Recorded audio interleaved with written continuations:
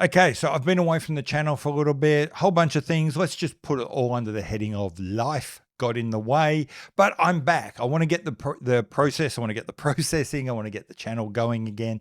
What better way than some nice, simple softball Q&A videos? So let's kick this off. You guys gave me some really interesting questions, so I'm probably going to milk 2 videos out of this. We'll get into part 1 just after the intro. Go ahead.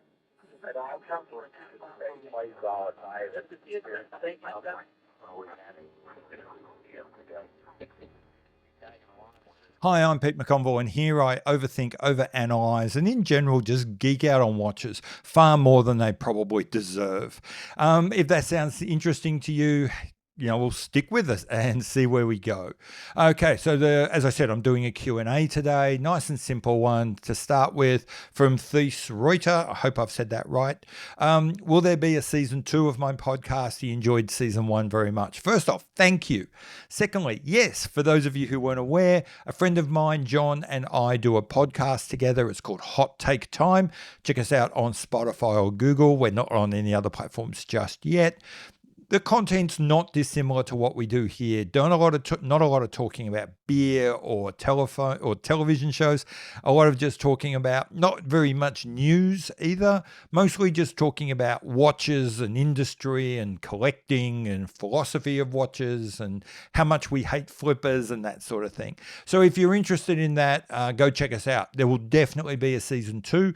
John and I are just taking some time to think about what we want that to look like before we launch into it. Orange Hand asks a really interesting question. Do I still have any watch-related goals, whether as a collector or an enthusiast/connoisseur? Interesting implication in the word still, implying that there's like an endpoint where you don't anymore. There probably is, but I hope I don't find it. I'm enjoying this hobby. I'm enjoying the growing, so I'm hoping that I continue to have watch goals for some time. My goal at the moment is pretty esoteric. It's to take control of my tastes, take control of my preferences, take control of where I want to want things. Something that really occurred to me out of a few videos I did late last year and early this year, my State of the Collection, and a video I did on what constitutes a good collection, has really made me look back inwards on myself and say, where am I going and what am I doing and why? Why do I want the things I want? And is that what I want to want? And that's got me doing a lot of research on things like how desire is mimetic, i.e. it's more likely as something we learn from outside rather than any sort of deep internal. We're not born wanting Rolexes, we're taught to want Rolexes. And if you can be taught one thing, you can be taught something else. And if you're not in control of what you want, then you can bet your bottom dollar someone else is. So yeah, my goal at the moment is to get on top of that and to figure out what I really want. Okay, so Pay898 has a question. For someone who's got as many watches as I do, for those of you who don't know, that's probably 40, 45 odd watches in my collection. Is there a moment where I can't decide which one I want because there's 2 or more watches that are very similar or, the same? I'll answer that question before I get on. I try not to do that, Pay. I am a watch collector. I buy my watches through the lens of how do they fit into my collection, and I want each one to be bringing something unique. So I try and keep that overlap to an absolute minimum. Each watch has a very specific role and a very specific day to be worn. Now, do I sometimes stare into that watch box and still not know what to wear because I just don't know which mood I'm in, or perhaps I've found a mood that fits between the watches I've got? Absolutely I do. So I don't recall ever being sort of paralyzed by which one to pick because they're both so similar. I tend to sort of stare at my watch and go, I haven't got any one watch that meets today's need exactly. And it's that idea that I want a watch that meets exactly what I want, not just kind of what I want, that makes me want a large collection, not a small collection. There's a second part to your question, Pay, which is my decision affected by an outsider looking in, or is it always just on my own? It's pretty much always just on my own. It's what I want to wear based on what I want to feel and what I want to look like to myself. There's one exception though, which is if I know I'm meeting up with someone, either at a meetup or an individual, and I want to particularly talk about a watch, or I know they sort of want to talk to me about one of my watches, I'll wear that one just because it makes the conversation go better. Not because I'm trying to impress anyone or anything like that, but I will think about, if I'm going to a place where I know I'm talking about watches, I'll make sure I'm wearing a watch that I think that we will both want to talk about. Georgian and Bryson says, I tend not to comment on a lot of super high-end stuff. Absolutely true. Could I ever conceive of buying the likes of Jean Langer, Patel, I think you mean there, Patek, AP, etc.? Okay.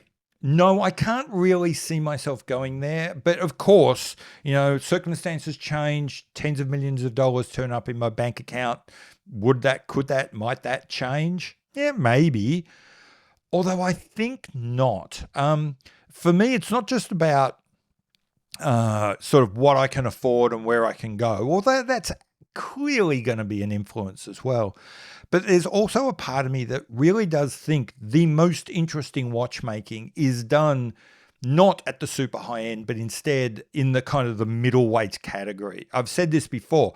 If you look at boxing or mixed martial arts or anything like that, the most interesting categories are always the middle ones, never the super lightweights, never the super heavyweights, but the middleweights, because it's in the middleweight category that you've got the most balancing and compromising and sort of sorting out all the different constraints. If you're really, really light, just get faster. If you're really, really heavy, just get stronger.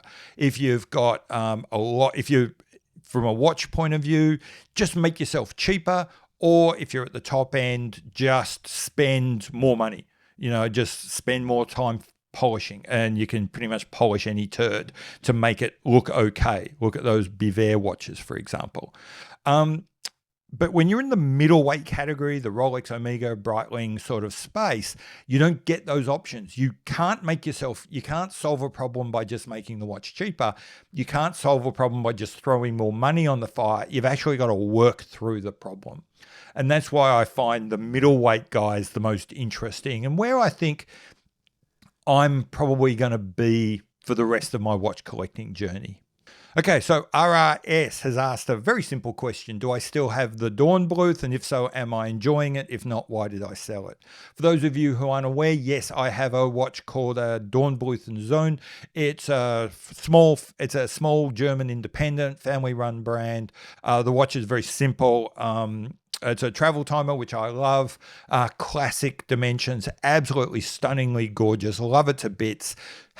Definitely have not got rid of it. I don't sell watches much anyway, but this watch I can't see ever moving on. I just love this to bits. Okay, Slick Sebring asks a question. Do I frequently change out the straps on my watches for a different look, or do I keep my watches stock?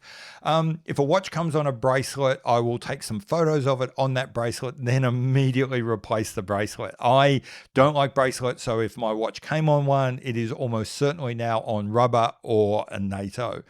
If it came on a leather band, there is every chance it is now on a NATO. And once a watch gets on a NATO, I am consistently changing it up and finding new ones to try. I've got boxes and boxes of NATOs waiting to get onto watches now. I rarely, if ever, keep my watches stock. I see the band or bracelet as nothing more than an accessory that I am expected to change. I do not see them as integral parts of the watch. Okay, so that's it. There's a bunch of answers to some of the questions you've asked. You did ask more questions, and there will be a part 2 to this with some of those other answers coming up later. But I wanted to get these ones off. These were the easiest ones for me to do without a lot of research and looking at notes.